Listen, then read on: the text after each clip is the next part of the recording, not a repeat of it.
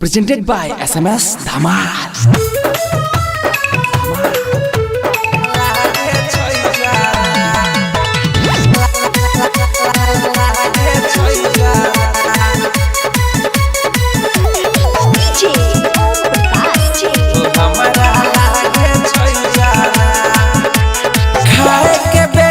सुनो ऐसैया लागे छै गारा खाए के बेरिया सुनो ऐसैया लागे छै गारा हो तू तो बहारा हमारे क्षमा जाहो हमारा लागे छै जारा हो तू तो बहारा हमारे क्षमा जाहो हमारा लागे छै जारा ओ तू तो बहारा हमारे क्षमा जारा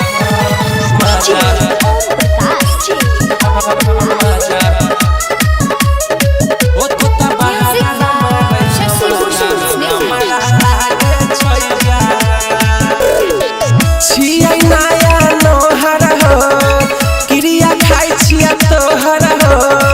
खाना पीना निको नहीं लागै छै बितबै छी दिन सुन के सोहर हो ए राजा ए आवा हो हाँ छियै नया नोहर हो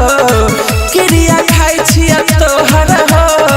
खाना पीना निको नहीं लागै छै बितबै छी दिन सुन के सोहर हो काजू जैसन रहे जवानी भ गेलै छोहारा ए राजा काजू जैसन रहे जवानी भ गेलै छोहारा हो तू तो बहारा हमारे क्षमा जाहो हमारा लागे छै जारा हो तू तो बहारा हमारे क्षमा जाहो हमारा लागे छै जारा लागे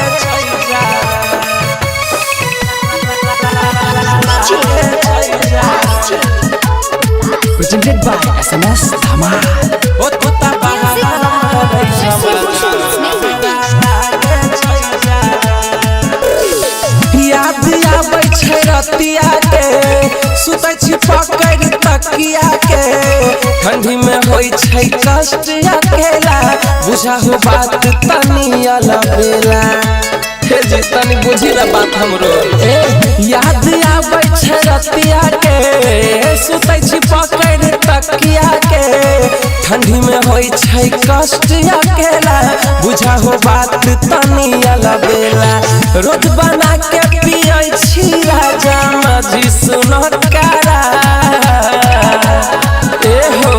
रोज बना के पियै छी रसल पुरिया हो सुनो कारा हो तू तो बहारा हमारे क्षमा जाहो हमारा लागै छै जारा हो तू तो बहारा हमारे क्षमा जाहो हमारा लागै छै जारा Presented by SMS Dhamal.